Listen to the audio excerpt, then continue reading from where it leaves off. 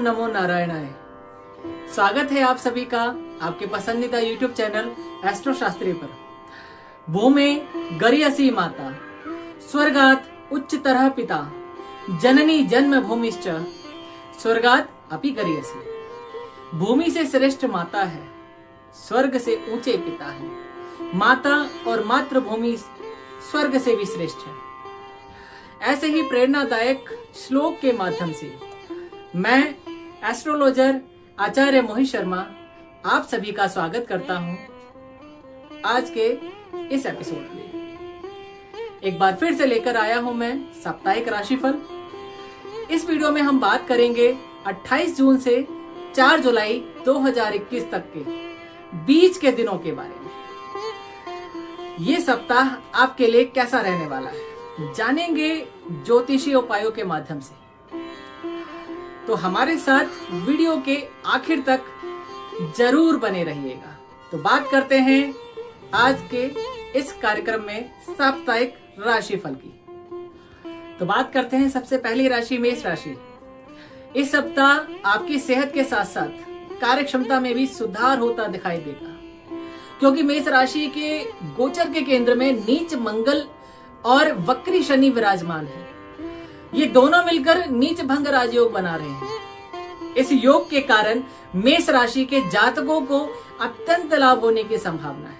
इस सप्ताह 28, 3 और 4 तारीख आपके लिए अत्यंत लाभकारी रहेगी। घर से निकलने से पहले अपने माता पिता का आशीर्वाद जरूर लें।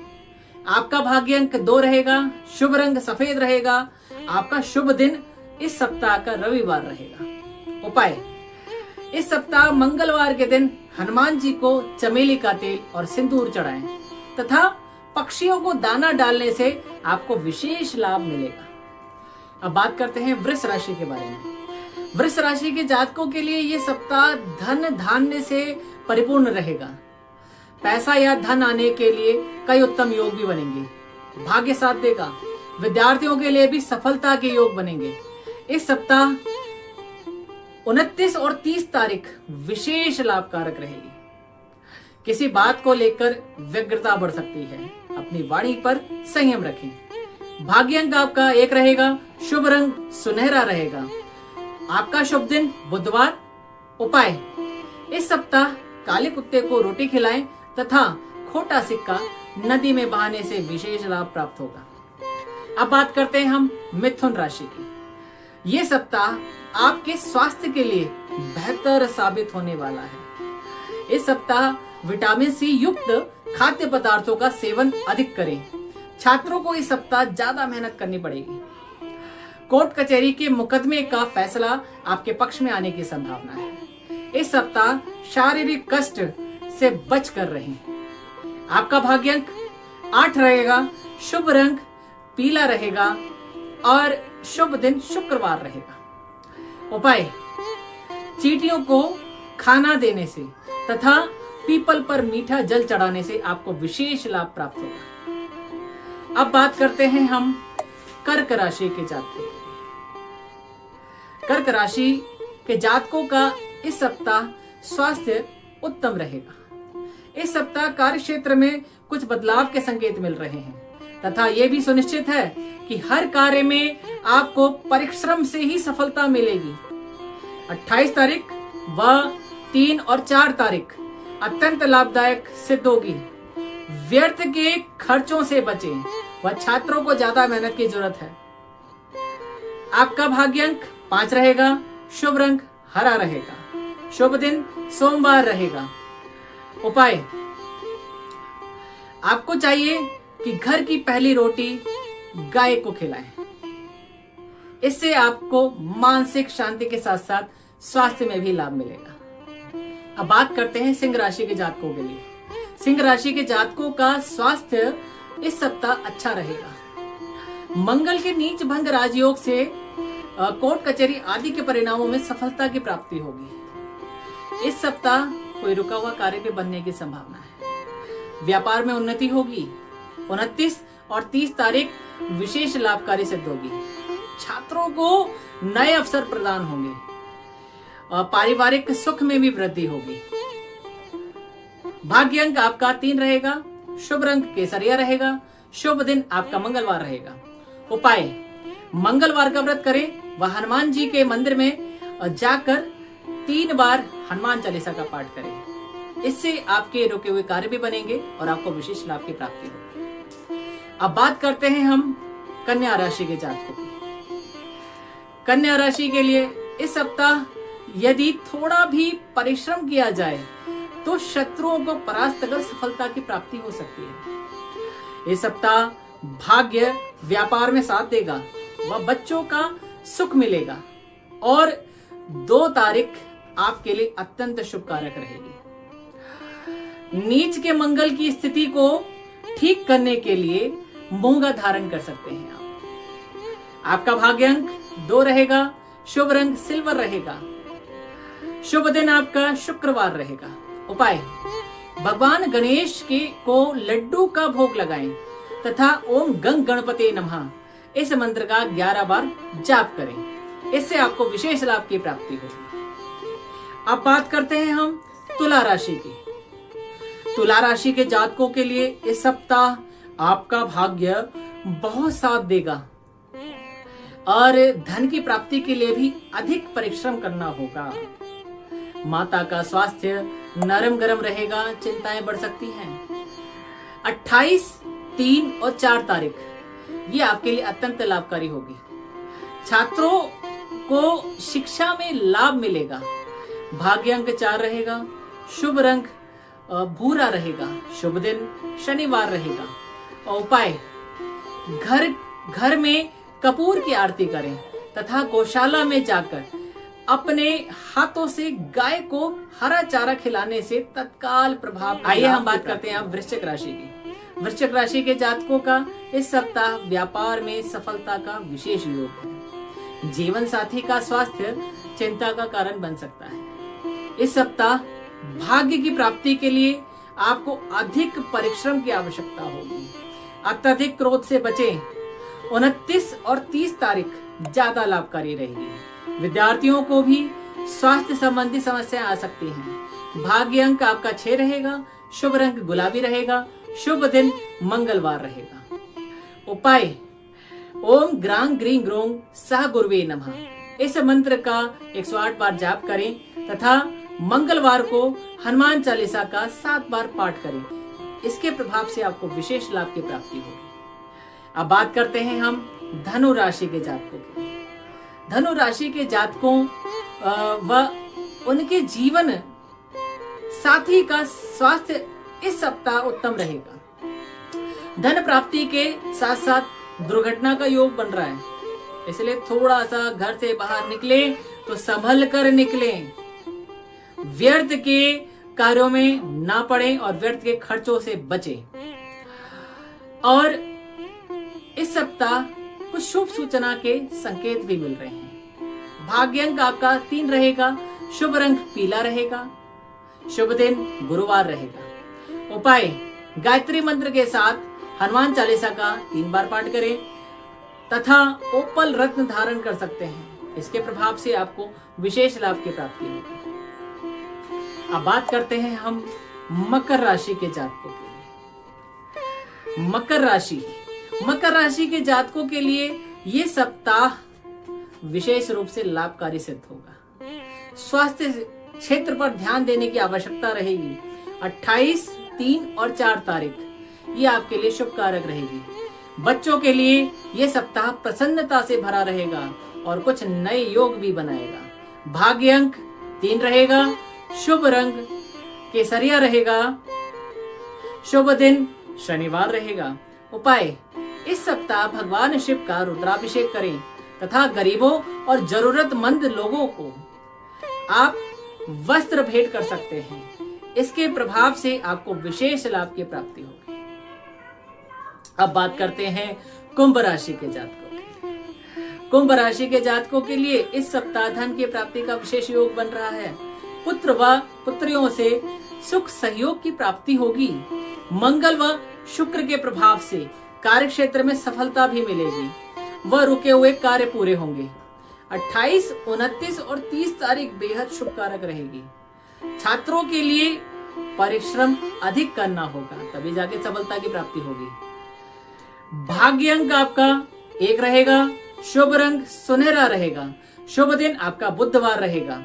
उपाय, इस सप्ताह शनिवार को शनिदेव पर तेलाभिषेक करें व पीपल पर मीठा जल चढ़ाएं।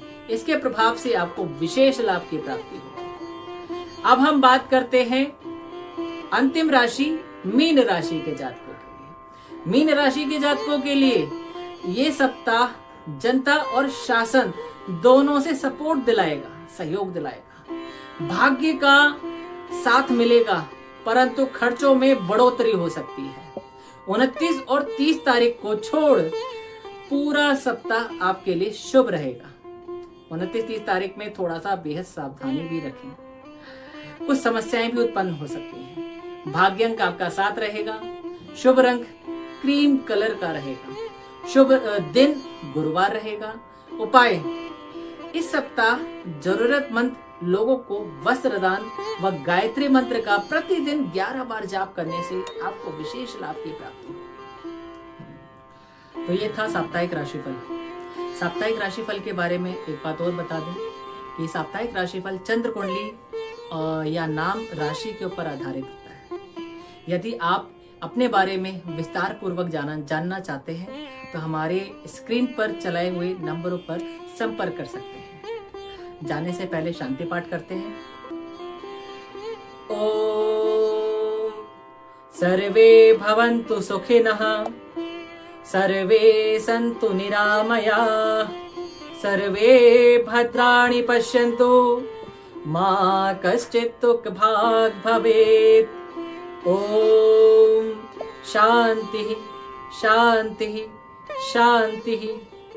ओम नमो नारायण।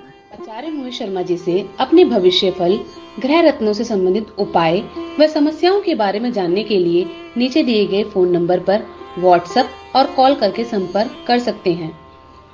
9654609553 8851544541। आप हमारी संस्था मानस इंडिया फाउंडेशन से जुड़कर सामाजिक कार्यों में भाग ले सकते हैं। संस्था आयकर अधिनियम 12AA और ATG से भी रजिस्टर्ड है। अधिक जानकारी के लिए हमारी वेबसाइट www.manasindia.org पर जाएं। हमारे एस्ट्रो शास्त्री YouTube चैनल को सब्सक्राइब जरूर करें ताकि आने वाली सभी वीडियो की जानकारी आप तक पहुंच सके। धन्यवाद।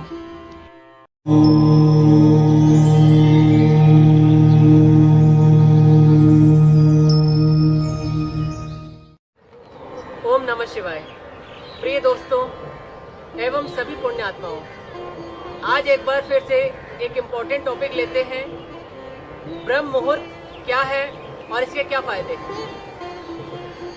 जैसा कि हमारे शास्त्रों में, हमारे पुराणों में, हमारी संस्कृति में ब्रह्म मुहूर्त को एक विशेष मुहूर्त के नाम से संज्ञा दी गई है। मुहूर्त 24 घंटे में 30 मुहूर्त होते हैं और एक मुहूर्त का जो समय है वो 48 मिनट का है, यानी कि 1440 मिनट, और ये 1440 मिनट बराबर 24 घंटे। तो ये ब्रह्म मुहूर्त 48 मिनट का होता है और इसके साथ साथ इसकी जो संज्ञा है वो हमारी संस्कृति में एक विशेष रूप से उल्लेखित की गई है। इसके फायदे क्या हैं और इसका अर्थ क्या है। सबसे पहले हम इसके अर्थ पे आते हैं। ब्रह्म मुहूर्त, ब्रह्म शब्द का अर्थ है परमात्मा या वो परम तत्व, और मुहूर्त समय, उस परम तत्व से मिलने का समय ही ब्रह्म मुहूर्त कहलाता है। ब्रह्म मुहूर्त के स्थानिक समय के बारे में जानते हैं कि किसी भी स्थान पर सूर्योदय निकलने का जो समय है वो डिफरेंट होता है, अलग अलग। मान लो अगर आप दिल्ली में हैं या किसी अन्य क्षेत्र में हैं तो आपको उस स्थान का सूर्योदय समय ज्ञात होना चाहिए, और उस स्थान के सूर्योदय समय से ठीक 1.5 घंटे पहले ब्रह्म मुहूर्त की शुरुआत मानी जाती है। तो आपको सबसे पहले ब्रह्म मुहूर्त के समय का ज्ञात करने की विधि आनी चाहिए। और इसी के माध्यम से हम उस स्थान पर उस ब्रह्म मुहूर्त के इस विशेष शुभ समय को अच्छे से प्रयोग में ला सकते हैं। कुछ विदेशी विद्वानों ने का मत है कि early to bed and early to rise makes a human to healthy and wealthy wise. ये जो ब्रह्म मुहूर्त का जो समय है, ये हमें क्या देता है? ये हमारे शरीर को निरोगी काया देता है, हमें हेल्दी बनाता है, हमें वेल्दी बनाता है और हमें स्वास्थ्य से संबंधित अनेक फायदे भी देता है। तो अन्य प्रकार के अन्यत्र फायदे भी हमें इस ब्रह्म मुहूर्त की संज्ञा में मिलने लग जाते हैं। तो जाना हमने ब्रह्म मुहूर्त के समय के बारे में, और इस ब्रह्म मुहूर्त का विशेष उदाहरण हमारी संस्कृति में दिया गया है। ब्रह्म मुहूर्त में हमारी यंग एज होती है, क्योंकि दिन का प्रारंभिक काल ब्रह्म मुहूर्त का माना गया है, जिसे हम तारों की छाव भी बोलते हैं। और ये अपने आप में बहुत ही दैवीय और अलौकिक शक्ति का प्रतीक माना गया है। इसके कुछ फायदे हैं।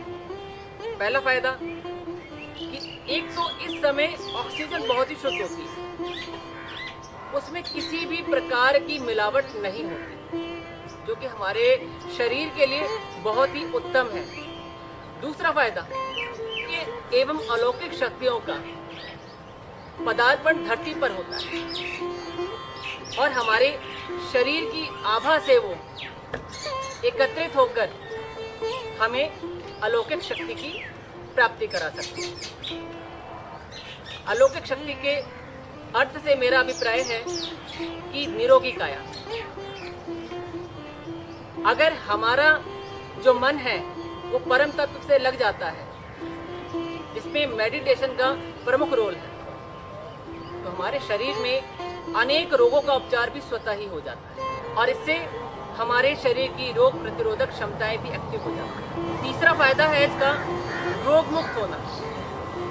मैं कुछ रोगों के नाम भी आपको गिनाना चाहूँगा, जैसे hypertension, depression, diabetes, BP fluctuate होता है और अन्य प्रकार की थकान से संबंधित बीमारियां भी हमारी कंट्रोल होती है। चौथी बात या चौथा फायदा कि ब्रह्म मुहूर्त में उठने वाला व्यक्ति साधारण से ज्यादा फ्रेश और बुद्धिमान रहेगा।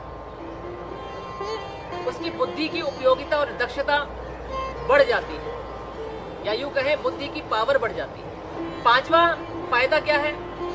पांचवा फायदा है कि हमारा मन आनंदित होगा, हम और भी ज्यादा खुश रहेंगे, अपने आप को खुश फील करेंगे। जब हमें ऐसे वातावरण में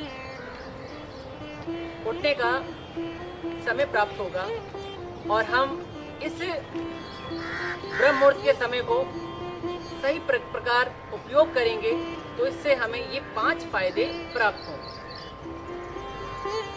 जैसा कि एक मंत्र है जिसको हम प्रातः काल स्मरण करते हैं उठने से पहले, कराग्रे वस्ते लक्ष्मी, कर मध्य तु सरस्वती, कर मूले तु गोविंदा, प्रभाते कर दर्शन। तो प्रभात में हम बिना हाथों को देखकर उठने का प्रयास भी नहीं कर सकते, क्योंकि हमारे हाथों में सब कुछ है।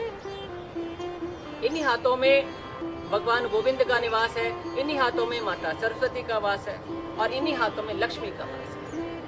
अगर हम प्रॉपर इस विधि का भी सही तरीके से पारायण करें तो हमें बहुत सारी बातों में लाभ हो सकता है, जीवन में अनेक उपयोगिता हमारे सामने आ सकती है। तो इससे ब्रह्म मुहूर्त में उठने से मन आनंदित होगा, पहले से और भी ज़्यादा हम अपने आप को तरोताज़ा या फ्रेश महसूस करेंगे। हम अपने आप को सोशली ज़्यादा कनेक्ट कर सकते हैं लोगों से और हमारी मेमोरी पावर की भी वृद्धि होगी। ये सभी फायदे ब्रह्म मुहूर्त के उठने के। और इसमें एक सबसे बड़ा फायदा योग व्यायाम का, जिसको हम मेडिटेशन के माध्यम से भी अच्छे स्वरूप में फलीभूत कर सकते हैं। हर एक व्यक्ति आज के समय में अपने आप को खुश रखने का जरिया ढूंढता है। वो खुश रहने का जो जरिया है वो कहाँ से पूरा हो सकता है? अगर हम अपनी दिनचर्या को सही तरीके से इस्तेमाल करें तो हम स्वतः ही अपने शरीर के लिए, अपने जीवन के लिए बहुत कुछ प्राप्त कर सकते हैं। हम संसार में आनंद ही तो चाहते हैं, और आनंद वो परम तत्व परमात्मा है जिससे हमें स्पिरिचुअल शक्ति की प्राप्ति होती है। ब्रह्म मुहूर्त में उठना कितना जरूरी है ये हमने आज के इस एपिसोड में जाना, और इसके क्या क्या फायदे हो सकते हैं। मैं जब इस एपिसोड के बारे में तैयारी कर रहा था तो ब्रह्म मुहूर्त का जो चैप्टर है वैसे अपने आप में बहुत विस्तार है, और आने वाले समय में एक बार फिर मैं एक और वीडियो के माध्यम से आपको इसके बारे में बताने का प्रयास करूंगा। तो आज की वीडियो में बस इतना ही, और जल्द ही हम इसका सेकंड पार्ट भी लेके आएंगे। ब्रह्म मुहूर्त के बारे में और भी कुछ विशेष बातें हैं, विशेष योग्यताएं हैं, वो भी आप तक पहुंचाने का प्रयास करेंगे जानकारी के लिए। तब तक के लिए ओम नमः शिवाय, हर हर महादेव। शर्मा जी से अपने भविष्य फल, ग्रह रत्नों से संबंधित उपाय व समस्याओं के बारे में जानने के लिए नीचे दिए गए फोन नंबर पर व्हाट्सएप और कॉल करके संपर्क कर सकते हैं। 9654609553 8851544541। आप हमारी संस्था मानस इंडिया फाउंडेशन से जुड़कर सामाजिक कार्यों में भाग ले सकते हैं। संस्था आयकर अधिनियम 12AA और ATG से भी रजिस्टर्ड है।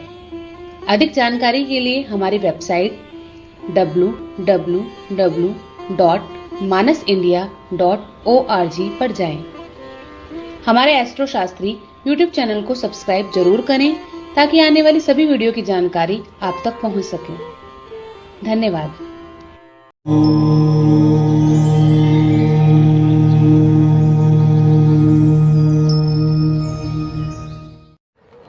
ओम नमः शिवाय। प्रिय दोस्तों एवं सभी पुण्यात्माओं, आज एक बार फिर से एक इम्पोर्टेंट टॉपिक लेते हैं। ब्रह्म मुहूर्त क्या है और इसके क्या फायदे हैं। जैसा कि हमारे शास्त्रों में, हमारे पुराणों में, हमारी संस्कृति में ब्रह्म मुहूर्त को एक विशेष मुहूर्त के नाम से संज्ञा दी गई है। मुहूर्त 24 घंटे में 30 मुहूर्त होते हैं, और एक मुहूर्त का जो समय है वो 48 मिनट का है, यानी कि 1440 मिनट, और ये 1440 मिनट बराबर 24 घंटे। तो ये ब्रह्म मुहूर्त 48 मिनट का होता है, और इसके साथ साथ इसकी जो संज्ञा है वो हमारी संस्कृति में एक विशेष रूप से उल्लेखित की गई है। इसके फायदे क्या हैं और इसका अर्थ क्या है। सबसे पहले हम इसके अर्थ पे आते हैं। ब्रह्म मुहूर्त, ब्रह्म शब्द का अर्थ है परमात्मा या वो परम तत्व, और मुहूर्त समय, उस परम तत्व से मिलने का समय ही ब्रह्म मुहूर्त कहलाता है। ब्रह्म मुहूर्त के स्थानिक समय के बारे में जानते हैं कि किसी भी स्थान पर सूर्योदय निकलने का जो समय है वो डिफरेंट होता है, अलग अलग। मान लो अगर आप दिल्ली में हैं या किसी अन्य क्षेत्र में हैं तो आपको उस स्थान का सूर्योदय समय ज्ञात होना चाहिए, और उस स्थान के सूर्योदय समय से ठीक 1.5 घंटे पहले ब्रह्म मुहूर्त की शुरुआत मानी जाती है। तो आपको सबसे पहले ब्रह्म मुहूर्त के समय का ज्ञात करने की विधि आनी चाहिए, और इसी के माध्यम से हम उस स्थान पर उस ब्रह्म मुहूर्त के इस विशेष शुभ समय को अच्छे से प्रयोग में ला सकते हैं। कुछ विदेशी विद्वानों ने का मत है कि early to bed and early to rise makes a human to healthy and wealthy wise. ये जो ब्रह्म मुहूर्त का जो समय है ये हमें क्या देता है? ये हमारे शरीर को निरोगी काया देता है, हमें हेल्दी बनाता है, हमें वेल्दी बनाता है, और हमें स्वास्थ्य से संबंधित अनेक फायदे भी देता है। तो अन्य प्रकार के अन्यत्र फायदे भी हमें इस ब्रह्म मुहूर्त की संज्ञा में मिलने लग जाता है। तो जाना हमने ब्रह्म मुहूर्त के समय के बारे में, और इस ब्रह्म मुहूर्त का विशेष उदाहरण हमारी संस्कृति में दिया गया है। ब्रह्म मुहूर्त में हमारी यंग एज होती है, क्योंकि दिन का प्रारंभिक काल ब्रह्म मुहूर्त का माना गया है, जिसे हम तारों की छाँव भी बोलते हैं। और ये अपने आप में बहुत ही दैवीय और अलौकिक शक्ति का प्रतीक माना गया है। इसके कुछ फायदे हैं। पहला फायदा कि एक तो इस समय ऑक्सीजन बहुत ही शुद्ध होती है, उसमें किसी भी प्रकार की मिलावट नहीं होती, जो कि हमारे शरीर के लिए बहुत ही उत्तम है। दूसरा फायदा ये एवं अलौकिक शक्तियों का पदार्पण धरती पर होता है और हमारे शरीर की आभा से वो एकत्रित होकर हमें अलौकिक शक्ति की प्राप्ति करा सकते हैं। अलौकिक शक्ति के अर्थ से मेरा अभिप्राय है कि निरोगी काया। अगर हमारा जो मन है वो परम तत्व से लग जाता है, जिसमें मेडिटेशन का प्रमुख रोल है, तो हमारे शरीर में अनेक रोगों का उपचार भी स्वतः ही हो जाता है और इससे हमारे शरीर की रोग प्रतिरोधक क्षमताएं भी एक्टिव हो जाती हैं। तीसरा फायदा है इसका रोग मुक्त होना। मैं कुछ रोगों के नाम भी आपको गिनाना चाहूँगा, जैसे hypertension, depression, diabetes, BP fluctuate होता है और अन्य प्रकार की थकान से संबंधित बीमारियां भी हमारी कंट्रोल होती है। चौथी बात या चौथा फायदा कि ब्रह्म मुहूर्त में उठने वाला व्यक्ति साधारण से ज्यादा फ्रेश और बुद्धिमान रहेगा। उसकी बुद्धि की उपयोगिता और दक्षता बढ़ जाती है, या यूं कहें बुद्धि की पावर बढ़ जाती है। पांचवा फायदा क्या है? पांचवा फायदा है कि हमारा मन आनंदित होगा, हम और भी ज्यादा खुश रहेंगे, अपने आप को खुश फील करेंगे। जब हमें ऐसे वातावरण में उठने का समय प्राप्त होगा और हम इस ब्रह्म मुहूर्त के समय को सही प्रकार उपयोग करेंगे, तो इससे हमें ये 5 फायदे प्राप्त होंगे। जैसा कि एक मंत्र है जिसको हम प्रातः काल स्मरण करते हैं उठने से पहले, कराग्रे वस्ते लक्ष्मी, कर मध्य तु सरस्वती, कर मूले तु गोविंदा, प्रभाते कर दर्शन। तो प्रभात में हम बिना हाथों को देखकर उठने का प्रयास भी नहीं कर सकते, क्योंकि हमारे हाथों में सब कुछ है। इन्हीं हाथों में भगवान गोविंद का निवास है, इन्हीं हाथों में माता सरस्वती का वास है और इन्हीं हाथों में लक्ष्मी का वास है। अगर हम प्रॉपर इस विधि का भी सही तरीके से पारायण करें तो हमें बहुत सारी बातों में लाभ हो सकता है, जीवन में अनेक उपयोगिता हमारे सामने आ सकती है। तो इससे ब्रह्म मुहूर्त में उठने से मन आनंदित होगा, पहले से और भी ज़्यादा हम अपने आप को तरोताज़ा या फ्रेश महसूस करेंगे। हम अपने आप को सोशली ज़्यादा कनेक्ट कर सकते हैं लोगों से और हमारी मेमोरी पावर की भी वृद्धि होगी। ये सभी फायदे ब्रह्म मुहूर्त के उठने के। और इसमें एक सबसे बड़ा फायदा योग व्यायाम का, जिसको हम मेडिटेशन के माध्यम से भी अच्छे स्वरूप में फलीभूत कर सकते हैं। हर एक व्यक्ति आज के समय में अपने आप को खुश रखने का जरिया ढूंढता है।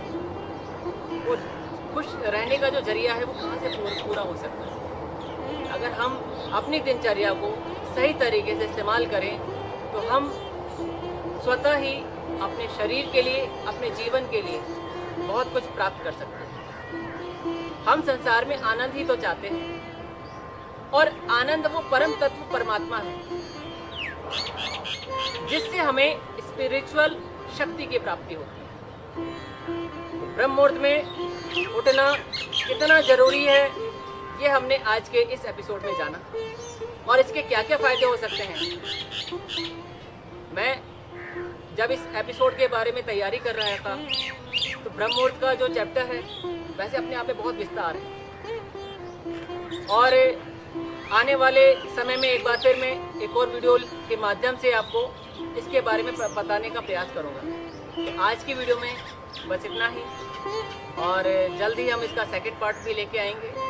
ब्रह्म मुहूर्त के बारे में और भी कुछ विशेष बातें हैं, विशेष योग्यताएं हैं, वो भी आप तक पहुंचाने का प्रयास करेंगे जानकारी के लिए। तब तक के लिए ओम नमः शिवाय, हर हर महादेव। शर्मा जी से अपने भविष्य फल, ग्रह रत्नों से संबंधित उपाय व समस्याओं के बारे में जानने के लिए नीचे दिए गए फोन नंबर पर व्हाट्सएप और कॉल करके संपर्क कर सकते हैं। 9654609553 8851544541। आप हमारी संस्था मानस इंडिया फाउंडेशन से जुड़कर सामाजिक कार्यों में भाग ले सकते हैं। संस्था आयकर अधिनियम 12AA और ATG से भी रजिस्टर्ड है। अधिक जानकारी के लिए हमारी वेबसाइट www.manasindia.org पर जाएं। हमारे एस्ट्रो शास्त्री YouTube चैनल को सब्सक्राइब जरूर करें ताकि आने वाली सभी वीडियो की जानकारी आप तक पहुंच सके। धन्यवाद।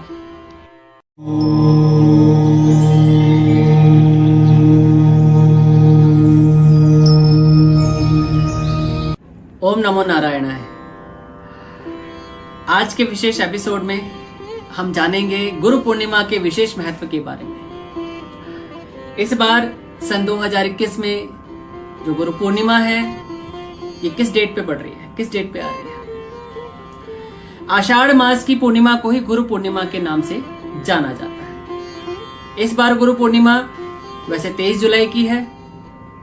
प्रारंभ काल इसका जो कि 24 जुलाई तक रहेगा। 23 जुलाई को गुरु पूर्णिमा सुबह 10:43 पे आ रही है, और 24 जुलाई को ये गुरु पूर्णिमा प्रातः 8:07 तक रहेगी। परंतु हमारे हिंदू शास्त्रों के अनुसार, सनातन संस्कृति के अनुसार सूर्योदय कालीन तिथि को ही ग्राह्य माना जाता है। इस कारणवश गुरु पूर्णिमा का जो ये विशेष पर्व है शनिवार 24 जुलाई को ही मनाया जाएगा। अब बात करते हैं गुरु पूर्णिमा मनाया क्यों जाता है, क्या कारण रहा है। जैसे कि हमारी संस्कृति में गुरु की परंपरा रही है और गुरु का विशेष महत्व बताया गया है। इसी में से एक आदि गुरु के रूप में संज्ञा दी गई है महर्षि वेदव्यास को। वेदव्यास जी के जन्म दिवस को ही गुरु पूर्णिमा के रूप में मनाया जाता है। महर्षि पराशर की संतान वेदव्यास जी, इन्होंने ही 18 पुराणों की रचना की साहित्य के रूप में।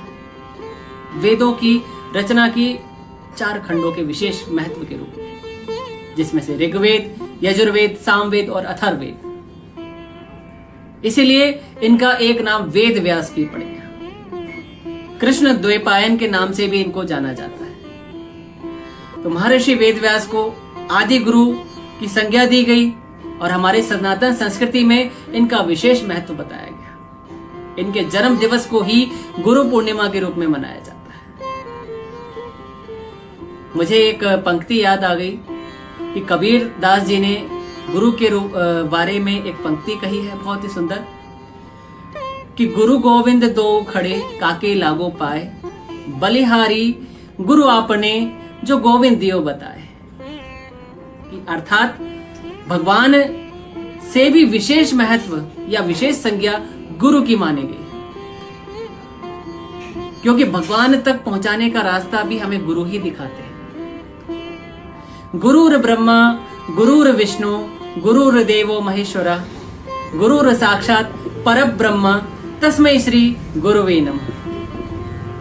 तो आप सभी को गुरु पूर्णिमा के विशेष पर्व की बहुत बहुत शुभकामनाएं। अपने अपने गुरुओं के साथ इस त्योहार को मनाएं, उनका आशीर्वाद ग्रहण करें और उनकी पूजा आराधना करें। सबसे प्रमुख विशेष महत्व आशीर्वाद का है। और गुरु पूर्णिमा जो पूर्णिमा का व्रत रखते हैं जो लोग, उनके लिए व्रत की पूर्णिमा 23 तारीख की मानी जाएगी। और वैसे विशेष त्योहार ये 24 तारीख का रहेगा। तो हमने जाना गुरु पूर्णिमा के विशेष महत्व के बारे में। आप सभी को एक बार फिर से गुरु पूर्णिमा की बहुत बहुत शुभकामनाएं। आगे भी हम ऐसे ही अनेक जानकारियों के बारे में आपको बताते रहेंगे वीडियो के माध्यम से, और त्योहारों के विषय पर भी हम बातचीत करते रहेंगे। भगवान आशुतोष और भगवान विष्णु आप सभी का कल्याण करें। जय जय श्री राधे। ओम नमः शिवाय। आचार्य मोहित शर्मा जी से अपने भविष्य फल, ग्रह रत्नों से संबंधित उपाय व समस्याओं के बारे में जानने के लिए नीचे दिए गए फोन नंबर पर व्हाट्सएप और कॉल करके संपर्क कर सकते हैं। 9654609553 8851544541। आप हमारी संस्था मानस इंडिया फाउंडेशन से जुड़कर सामाजिक कार्यों में भाग ले सकते हैं। संस्था आयकर अधिनियम 12AA और ATG से भी रजिस्टर्ड है। अधिक जानकारी के लिए हमारी वेबसाइट www.manasindia.org पर जाएं।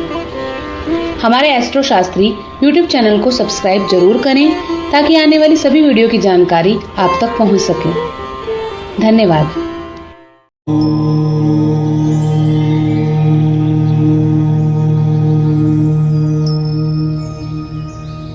आप सभी को मेरा प्रणाम। आज हम इस वीडियो में लेकर आए हैं निर्जला एकादशी के महत्व के बारे में चर्चा। हर वर्ष निर्जला एकादशी का ये महत्वपूर्ण त्योहार आता है और इसके हमारे शास्त्रों में, हमारे सनातन संस्कृति में विशेष प्रकार से इसका उल्लेख किया गया है। वैसे तो हर माह 2 एकादशी आती हैं, एक शुक्ल पक्ष में और एक कृष्ण पक्ष में।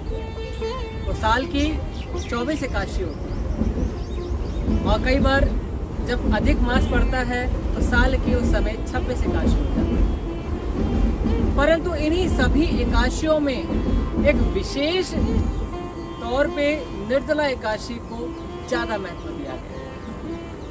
इसके नाम से ही विख्यात होता है कि निर्जल अर्थात जल के बिना। इस एकादशी की महत्वता इस बात से और भी ज्यादा बढ़ जाती है कि इसमें अन्न और जल का त्याग किया जाता है, या अन्न और जल के बिना इस व्रत को रखा जाता है। ये व्रत एकादशी तिथि को रखा जाता है और इसका पारायण द्वादशी तिथि सूर्योदय के पश्चात किया जाता है। इस बार 2021 में निर्जला एकादशी 20 जून 2021 को प्रारंभ हो रही है शाम के 4:22 से, और 21 जून 2021 दोपहर 1:18 तक निर्जला एकादशी रहेगी। परंतु इस व्रत को कब किया जाएगा? इस व्रत को किया जाएगा 21 तारीख को, 21 जून को, क्योंकि जैसा कि हमारे शास्त्रों में भी वर्णन किया गया है कि एकादशी पर्यंत द्वादशी सर्वश्रेष्ठ व्रत माना गया है, कि अगर एकादशी में द्वादशी तिथि का मिलान हो जाए या उसमें मिल जाए तो उस व्रत को सर्वोत्तम माना गया। तो इसी प्रकार इस बार 21 जून को निर्जला एकादशी का महापर्व, महाव्रत मनाया जाएगा, जिसके बारे में हम कुछ जानने का प्रयास करेंगे, इसके महत्व के बारे में, और इस व्रत को करने से हमें क्या फल की प्राप्ति हो सकती है। तो सबसे पहले इस निर्जला एकादशी का व्रत की कथा के बारे में हम जानने का प्रयास करते हैं कि इसका निर्जला नाम क्यों पड़ा, और इसको एक और नाम से अभी जाना जाता है, भीमसेन एकादशी के बाद। भीमसेन एकादशी के साथ साथ इसको पांडवी एकादशी भी बोला जाता है। तो बहुत समय की बात है, बहुत समय पहले की बात है, ये है पांडवकालीन समय की बात है। ये भीमसेन अपने पितामह वेद व्यास जी से एक प्रश्न करते हैं कि हे पितामह, कि वह कौन सा ऐसा व्रत है कि जिसके प्रभाव से, जिसको करने से, जिसके व्रत और पूजन करने से मुझे स्वर्ग की या मोक्ष की प्राप्ति हो सकती है। तो वेद व्यास जी ने कहा, तुमने ये प्रश्न बहुत ही सर्वोत्तम रूप से पूछा है कि वह सिर्फ एकादशी का ही व्रत है जिसको करने मात्र से तुम स्वर्ग की प्राप्ति कर सकते हो। तो भीम ने बोला कि पितामह, एकादशी का व्रत मेरे सभी भ्राता और अनुज भी रखते हैं, मेरी माता श्री भी रखती हैं और मेरी पत्नी द्रौपदी भी रखती है, परंतु मैं एकादशी का व्रत नहीं रख पाता क्योंकि मैं भूखा ही नहीं रह सकता और माह में 2 बार एकादशी आ जाती है। तो फिर मैं ऐसा क्या करूं कि जिसके कारण मुझे स्वर्ग की प्राप्ति हो जाए या आगे चल के भगवान के मोक्ष धाम की प्राप्ति। वह अपनी व्यथा को अपने पितामह के साथ बताने का प्रयास करते हैं। तो वेद व्यास जी कहते हैं, एकादशी का व्रत सर्वोत्तम है। अगर तुम इस व्रत को माह रूप में नहीं कर सकते तो साल की सबसे विशिष्ट जो एकादशी है वो निर्जला एकादशी है, और इस निर्जल एकादशी को अगर आपने व्रत के रूप में पूरी तरीके से विधान के रूप के साथ कर लिया तो इसका जो फल है वो सभी एकादशियों के बराबर ही आपको प्राप्त होगा। अगर आप साल भर में सभी एकादशियों का व्रत नहीं रख पाते हैं, निर्जला एकादशी का एक व्रत कर लेते हैं, तो सभी एकादशियों के व्रत के महत्व के बराबर उस निर्जला एकादशी का व्रत का महत्व माना जाएगा। तो जब निर्जला एकादशी के महत्व के बारे में भीमसेन को पता चला तो भीमसेन ने बताया कि पितामह, मैं प्रयास कर सकता हूँ कि साल में एक व्रत को रख सकूं। भीमसेन ने बड़े ही श्रद्धा आस्थावान होकर इस व्रत को पूरा किया और इस व्रत के प्रभाव से भीमसेन को भी स्वर्ग आदि लोगों की प्राप्ति हुई। तो इसी प्रकार तब से ही इस निर्जला एकादशी का एक नाम भीमसेन एकादशी भी पड़ा। निर्जला एकादशी के दिन एकादशी का व्रत करने के पश्चात जब हम द्वादशी में प्रातःकाल स्नान करते हैं, स्नान से निवृत्त होते हैं, तो उसके पश्चात ब्राह्मणों को द्रव्य दक्षिणा दी जाती है और खासकर इसमें मटके से भरा जल उसके देने का विशेष महत्व बताया है। निर्जल जो व्रत रखा जाता है वो बहुत ही संयमित रूप से रखा जाता है। हमारी 5 इंद्रियों को वो संयमित करता है, हमारे अंदर सकारात्मक ऊर्जा को बढ़ाता है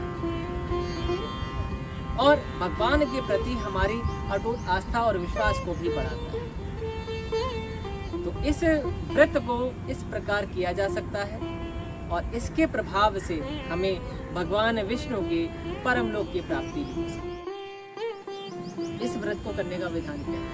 प्रातःकाल ब्रह्म मुहूर्त में स्नान किया जाए और उसके पश्चात भगवान विष्णु लक्ष्मी जी के साथ उनका पूजन किया जाए, तिलक आदि चंदन आदि से तिलक किया जाए, पंचोपचार पूजा की जाए और इस व्रत की कथा आदि का वाचन किया जाए। उसके पश्चात मिट्टी के पात्र या मिट्टी के घड़े में या बर्तन में ठंडे जल को ब्राह्मण को भेंट स्वरूप की प्रदान की जाए, जिसमें द्रव्य आदि दक्षिणा भी सम्मिलित है। इसका प्रभाव हमारे पारिवारिक स्वरूप में और हमें इसका कार्यक्षेत्र में, हमारे कार्यक्षेत्र में भी वृद्धि के रूप में प्राप्त होगा।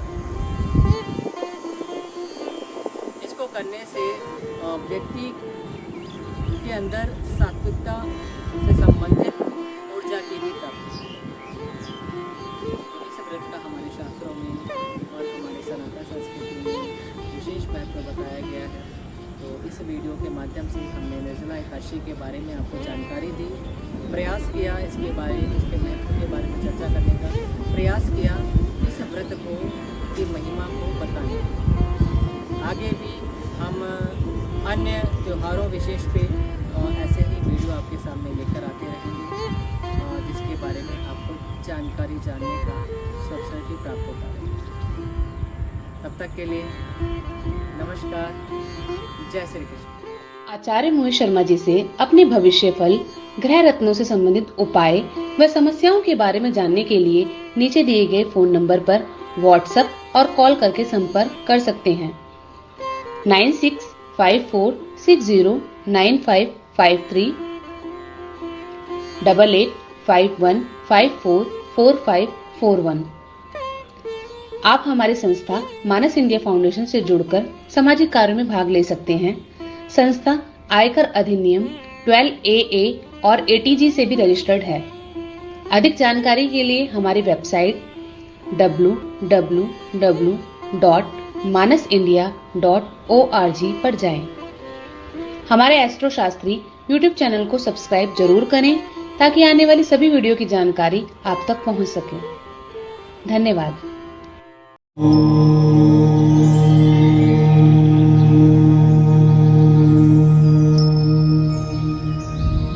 नमस्कार, मैं आचार्य मोहित शर्मा आप सभी का स्वागत करता हूं एक बार फिर से आपके अपने चैनल एस्ट्रो शास्त्री पर।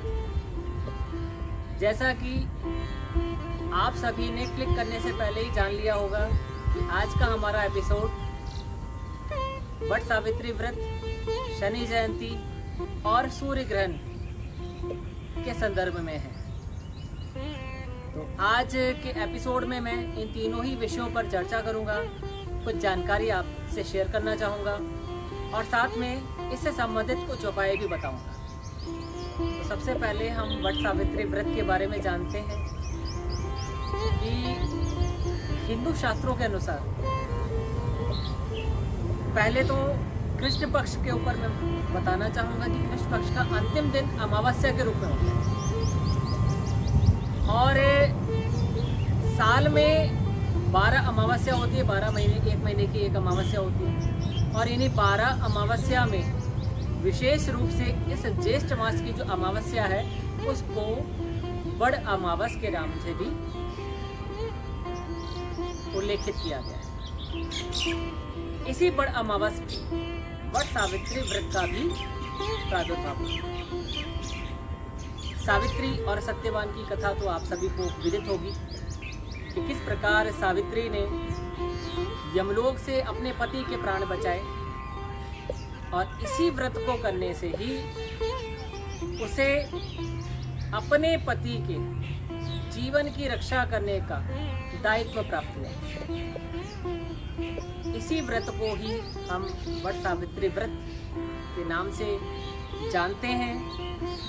सुहागिन स्त्रियां अपने पति की दीर्घायु के लिए, सुख समृद्धि के लिए इस व्रत को रखती हैं और वट वृक्ष की पूजा करती हैं।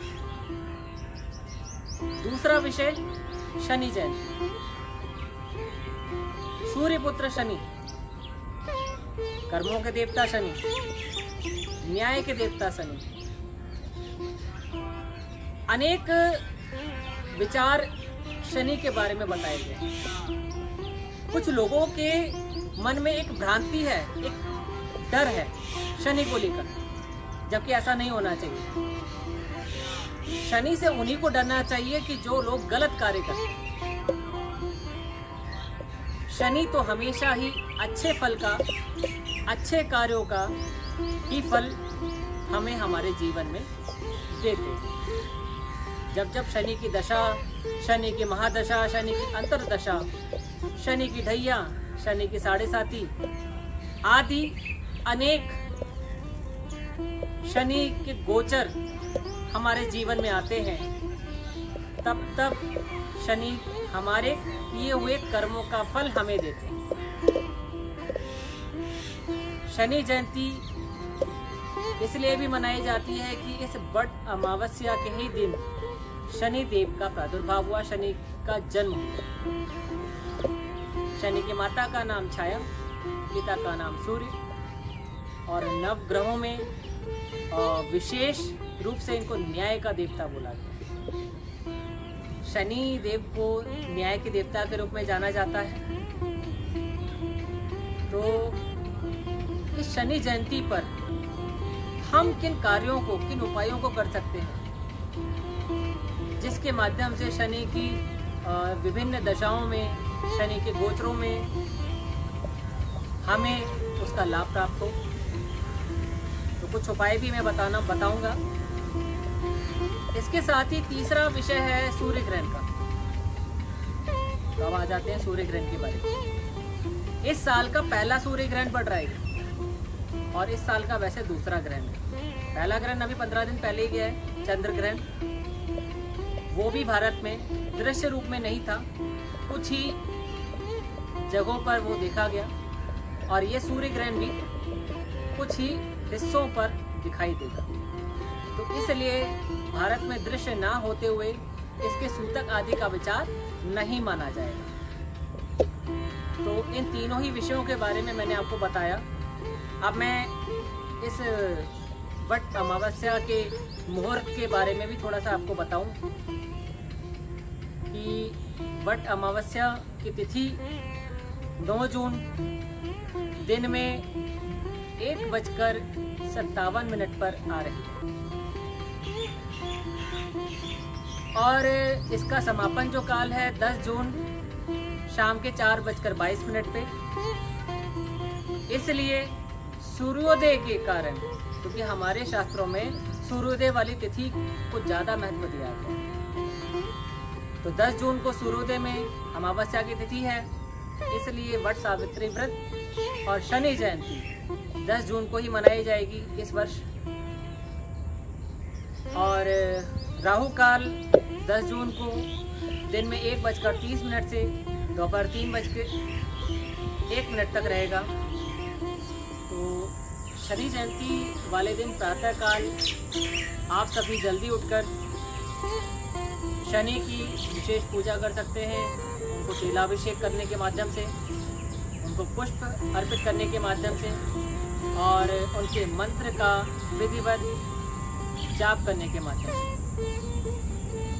इन सभी माध्यमों से शनि की दशा, अंतर्दशा, 7.5 ढैया आदि के प्रभाव से भी आपको मुक्ति मिलेगी। कुछ एक उपाय मैं आपसे शेयर करना चाहूँगा। पहला उपाय आप क्या कर सकते हैं शनि जयंती। शनि जयंती से एक दिन पूर्व 1.25 किलो काले चने पानी में भिगोएं और शनि जयंती वाले दिन यानी कि अगले दिन उसमें 125 ग्राम सरसों का तेल मिलाकर काले घोड़े को खिलाएं। काले घोड़े को खिलाने के बाद वापस आए घर पे और उसके पश्चात शनि के मंत्र का ओम शम शनिश्चराय नमः, इस मंत्र का 108 बार जाप करें, एक माला। इससे आपको शनि की दशा आदि, शनि की कुदृष्टि से मुक्ति मिलेगी और विशेष लाभ भी होगा। और एक और उपाय मैं आपको बताना चाहूँगा कि शमी का वृक्ष, शनि साक्षात शनि का स्वरूप माना है। शमी के वृक्ष की पूजा कर सकते हैं आप। शमी का पौधा अपने घर के पश्चिम दिशा की ओर लगा सकते हैं। उससे आपका वास्तु दोष भी निवारण होता है, वास्तु दोष का निवारण भी होता है और साथ में शनि की कृपा दृष्टि भी आपको स्वतः ही प्राप्त होता है। शमी के एक पत्ते को अगर आप शिवलिंग पर चढ़ाएं, शिवलिंग पर जलाभिषेक करने के पश्चात, तो शनि की दशा से, बुरी दशा से भी आपको मुक्ति मिलेगी। ज्योतिष काल गणना के अनुसार शनि की जो चाल है वो बहुत ही मंद बताई गई है। 12 राशियों में एक राशि पे अगर शनि की हम चाल की गणना के बारे में चर्चा करना चाहें तो शनि एक राशि पर 2.5 वर्ष तक रहता है, या ये यूं कहें कि 2.5 वर्ष में एक राशि का परिभ्रमण काल उसका रहता है। वर्तमान में 5 राशियों पर शनि की 7.5वां ढैया का प्रभाव चल रहा है, जिसमें मैं आपको बता दूं कि धनु राशि पर अंतिम ढैया चल रहा है, मकर राशि पर द्वितीय ढैया काल चल रहा है और कुंभ राशि पर प्रारंभिक ढैया का काल चल रहा है। इसके अलावा तुला और मिथुन राशि पर शनि की 7.5 का लघु कल्याणी ढैया का प्रभाव चल रहा है। तो इन 5 राशि के जातक इस शनि जयंती पर इन विशेष उपायों के माध्यम से शनि की दशा और शनि के साढ़े साथी और शनि के साढ़े ढैया के प्रभाव से मुक्ति पा सकते हैं और विशेष तौर पर लाभ अर्जित कर सकते हैं। इस दिन आप शनि को तेलाभिषेक अवश्य करें और तेलाभिषेक करते हुए शनि के इस मंत्र का पाठ अवश्य करें। ओम नीलांजन समाभासम रविपुत्रम यमाग्रजम छाया मार्तंड संभूतम तम नमामि शनिश्चर। इस मंत्र का 11 या 21 बार या क्षमता अनुसार जितना आप उच्चारण कर सके तेलाभिषेक करते हुए तो आप करेंगे तो आपको इसका विशेष 1000 गुना लाभ प्राप्त होगा शनि जयंती पर खासकर। और जिनकी कुंडली में शनि की स्थिति गोचर के रूप में सही नहीं है उनके लिए भी ये उपाय विशेष रूप से लाभान्वित देंगे। और नीलमणि जो रत्न होता है, नीलम का उपरत्न कहा जाता है, इसको भी अगर आप चांदी में अंगूठी बनवाकर पहनेंगे तो ये भी आपके लिए विशेष तौर पर लाभकारी स्थिति देगा। तो हमने आज आपसे बात करी शनि जयंती, वट सावित्री व्रत और सूर्य ग्रहण, इन तीनों ही विषयों के बारे में। और मैं इस बड़ अमावस त्योहार पर आप सभी को एक बार फिर से बहुत बहुत बधाइयाँ और शुभकामनाएं देना चाहूँगा। कोरोना काल व्यतीत होने के पश्चात हम लोग अब अनलॉक में कदम रख चुके हैं। आप सभी सुरक्षित रहें, यही हमारी मंगल कामना है। हमारी इस वीडियो को अधिक से अधिक आप शेयर कर सकते हैं। अगर यदि आपने अभी तक सब्सक्राइब नहीं किया हमारा चैनल तो सब्सक्राइब जरूर करें ताकि आने वाले वीडियो के बारे में आपको तत्काल जानकारी प्राप्त हो सके। और जाने से पहले हमारी पूरी टीम की ओर से आप सभी को वट सावित्री व्रत, वट अमावस्या व्रत और शनि जयंती की ढेरों शुभकामनाएं। आचार्य मोहित शर्मा जी से अपने भविष्य फल, ग्रह रत्नों से संबंधित उपाय व समस्याओं के बारे में जानने के लिए नीचे दिए गए फोन नंबर पर व्हाट्सएप और कॉल करके संपर्क कर सकते हैं। 9654609553 8851544541। आप हमारी संस्था मानस इंडिया फाउंडेशन से जुड़कर सामाजिक कार्यों में भाग ले सकते हैं। संस्था आयकर अधिनियम 12AA और ATG से भी रजिस्टर्ड है। अधिक जानकारी के लिए हमारी वेबसाइट www.manasindia.org पर जाएं। हमारे एस्ट्रो शास्त्री YouTube चैनल को सब्सक्राइब जरूर करें ताकि आने वाली सभी वीडियो की जानकारी आप तक पहुंच सके। धन्यवाद।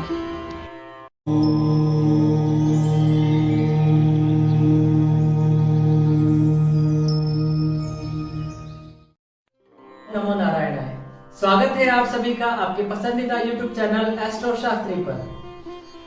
ओम सच्चिदानंद रूपाय विश्वोत्पत्त्याय धीहेतवे तापत्रय विनाशाय श्री कृष्णाय वयं नमः। श्री कृष्णाय वयं नमः। ओम उत्तिष्ठ उत्तिष्ठ गोविंद त्यज निद्रां जगतपते त्यज निद्रां जगतपते। कि हे महाविष्णु, हे जगत के नाथ जगन्नाथ, निद्रा का त्याग कर सृष्टि का संचालन करें। तो ऐसे ही प्रेरणादायी श्लोक के माध्यम से मैं एस्ट्रोलॉजर आचार्य मोहित शर्मा आप सभी के लिए लेकर आया हूं एक बार फिर से नए सप्ताह का साप्ताहिक राशिफल, जिसमें हम जानेंगे 15 नवंबर से लेकर 21 नवंबर के बीच के दिनों के बारे में। ये सप्ताह कैसा रहने वाला है आपके लिए। शुरुआत करते हैं इस सप्ताह के साप्ताहिक राशिफल की। सबसे पहले हम बात करते हैं मेष राशि से। इस सप्ताह आपका आत्मबल बहुत कार्य करेगा। स्वास्थ्य सुख में प्रगति रहेगी। व्यवसाय में आय प्राप्ति के नए स्रोत भी बनेंगे। छात्रों के लिए सफलता के मार्ग खुलेंगे। इस सप्ताह आपका शुभ रंग लाल रहेगा। आपका शुभ वार मंगलवार रहेगा। उपाय, हनुमान जी की नियमित पूजा व सुंदरकांड का पाठ करने से आपको विशेष लाभ की प्राप्ति होगी। अब हम बात करते हैं सेकंड नंबर, वृष राशि। इस सप्ताह वाहन खरीद सकते हैं। व्यवसाय में बुधवार के बाद विशेष लाभ होगा। धार्मिक यात्रा की योजना बनने के बाद उसमें सफलता की प्राप्ति होगी। आपका शुभ रंग नीला रहेगा। आपका शुभ वार बुधवार रहेगा। उपाय, मंगलवार व रविवार को गुड़ का दान करने से आपको विशेष लाभ की प्राप्ति होगी। अब हम बात करते हैं तीसरे राशि, मिथुन राशि की। जॉब में उच्च अधिकारियों से आपको विशेष लाभ होने के आसार है। व्यवसाय में कोई नया कार्य आरंभ करने के लिए यह उचित समय है। इस सप्ताह का आपका शुभ रंग हरा रहेगा। आपका शुभ वार शुक्रवार रहेगा। उपाय, श्री विष्णु सहस्त्र नाम व श्री सूक्त का पाठ करने से और पिता का आशीर्वाद लेने से आपको विशेष लाभ की प्राप्ति होगी। अब हम बात करते हैं कर्क राशि की।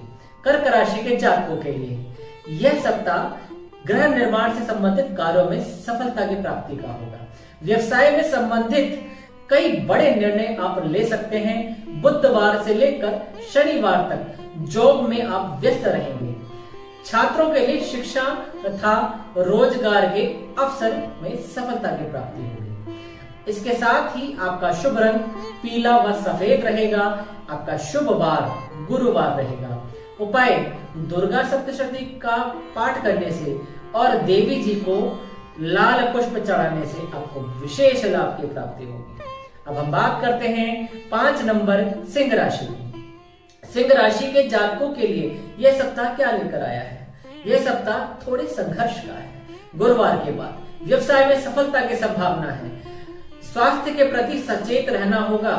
शनिवार को धार्मिक यात्रा कर सकते हैं।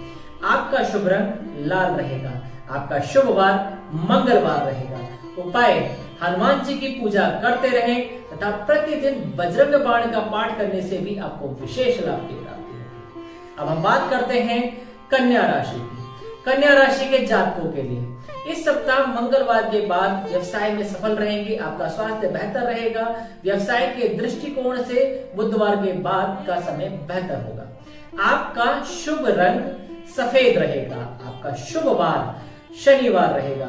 उपाय, श्री विष्णु सहस्त्र नाम का प्रतिदिन पाठ करें, गुड़ का दान करें व माता का आशीर्वाद लें। इससे आपको विशेष लाभ की प्राप्ति होगी। अब हम बात करते हैं तुला राशि की। तुला राशि के जातकों के लिए जॉब को लेकर थोड़ा सा तनाव रह सकता है। बुधवार के बाद शुक्र व चंद्रमा व्यवसाय में लाभ प्रदान करेंगे। बुधवार से लेकर शनिवार तक का समय थोड़ा सा लाभकारक होगा। आपका शुभ रंग नीला रहेगा। आपका शुभ वार बुधवार रहेगा। उपाय, श्री विष्णु सहस्त्र नाम का पाठ करें और भगवान विष्णु को पीले पुष्प चढ़ाने से, चने की दाल चढ़ाने से आपको विशेष लाभ की प्राप्ति होगी। अब हम बात करते हैं 8वां नंबर, वृश्चिक राशि की। वृश्चिक राशि के जातकों के लिए मंगलवार तक जॉब में थोड़ी सी परेशानी हो सकती है। इस सप्ताह धन के आगमन से आपको प्रसन्नता तो होगी, लेकिन कुछ समस्याओं का सामना करना पड़ सकता है। आपका शुभ रंग सफेद व लाल रहेगा। आपका शुभ वार रविवार रहेगा।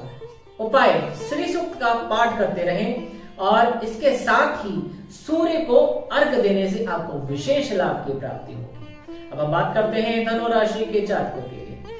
शनि, बुध व चंद्रमा का गोचर व्यवसाय के लिए अनुकूल रहेगा। कुछ रुके हुए कार्य भी पूर्णता की ओर अग्रसर होंगे। इसके साथ ही धन के आगमन से व व्यवसाय में तरक्की से आप प्रसन्न रहेंगे। आपका शुभ रंग पीला रहेगा। आपका शुभ वार सोमवार रहेगा। इसके साथ ही उपाय, गुरुवार व शनिवार के दिन गुड़ और चने का दान करने से तथा गाय को हरा चारा खिलाने से आपको विशेष लाभ की प्राप्ति होगी। इसके बाद हम बात करते हैं 10 नंबर, मकर राशि की। मकर राशि के जातकों के लिए बुधवार के बाद का जो व्यवसाय में किसी नए कार्य का शुभारंभ कर सकते हैं। राजनीतिक के लोगों के लिए सफलता की प्राप्ति का समय है। उन्नति करेंगे। इसके साथ ही आपका शुभ रंग हरा रहेगा। आपका शुभ वार सोमवार रहेगा। बात करते हैं उपाय की। भगवान विष्णु जी की पूजा करें व गुरुवार के दिन 1.25 किलो चने की दाल का दान करने से आपको विशेष लाभ की प्राप्ति होगी। अब हम बात करते हैं कुंभ राशि के जातकों के लिए। यह सप्ताह छात्रों के लिए सफलता भरा होगा। बुधवार से शनिवार तक व्यवसाय में कोई रुका हुआ धन प्राप्त हो सकता है। आपका शुभ रंग हरा रहेगा। आपका शुभ वार शनिवार रहेगा। उपाय, अन्नदान करने से आपको विशेष लाभ होगा और सुंदरकांड का पाठ करने से भी आपके स्वास्थ्य में लाभ होगा। अब हम बात करते हैं अंतिम राशि मीन राशि। गुरुवार व मंगलवार अनुकूल रहेंगे। चंद्र गोचर बुधवार से शनिवार तक कुछ अधिक शुभता का योग बनाएगा। गृह निर्माण संबंधित कार्यों में आप व्यस्त रहेंगे और राजनीति के लोगों को भी विशेष लाभ होगा। आपका शुभ रंग पीला रहेगा। आपका शुभ वार शुक्रवार रहेगा। इसके साथ ही उपाय, प्रतिदिन श्री सूक्त का पाठ करने से तथा मंगलवार के दिन गुड़ और चने का हनुमान जी को भोग लगाने से आपको विशेष लाभ की प्राप्ति होगी। तो ये था इस सप्ताह का साप्ताहिक राशिफल। जाने से पूर्व इस सप्ताह के कुछ विशेष पर्व, जिसमें से एक देव प्रबोधिनी एकादशी और दूसरा देव दीपावली, दोनों ही पर्व श्री सनातन संस्कृति की भूमिका को तय करते हैं। इसमें देव प्रबोधिनी एकादशी जो कि 14 नवंबर और 15 नवंबर को मनाया जाएगा, जिसमें भगवान विष्णु योग निद्रा से जागृत अवस्था में आकर सृष्टि का संचालन का कार्य संभालते हैं। देव प्रबोधिनी एकादशी के दिन ही तुलसी विवाह का भी विशेष महत्व माना गया है। भगवान शालिग्राम जी का तुलसी जी के साथ आध्यात्मिक रूप से विवाह कराया जाता है और इस दिन इस विवाह के माध्यम से पितृ दोष की भी शांति होती है। इसके अलावा देव दीपावली, देवी देवताओं का धरती में आके गंगा स्नान करने का विशेष महत्व इस देव दीपावली के दिन होता है और इस दिन दीपदान का विशेष महत्व है, जो कि आयु में वृद्धि करता है। इसके साथ ही इन दोनों ही पर्वों के लिए हमारी पूरी टीम की ओर से आप सभी को बहुत बहुत मंगल कामनाएं, शुभकामनाएं। जाने से पहले आप यदि अपने बारे में विस्तार पूर्वक जानना चाहते हैं तो हमारे द्वारा दिए गए नंबरों पर हमसे संपर्क कर सकते हैं। ईश्वर से आप सभी के मंगल स्वास्थ्य की मंगल कामनाएं। जाने से पूर्व शांति पाठ। ओम सर्वे भवन्तु सुखिनः, सर्वे सन्तु निरामया, सर्वे भद्राणि पश्यन्तु, मा कश्चित् दुःखभाग् भवेत्। ओम शांति शांति शांति। ओम नमो नारायण।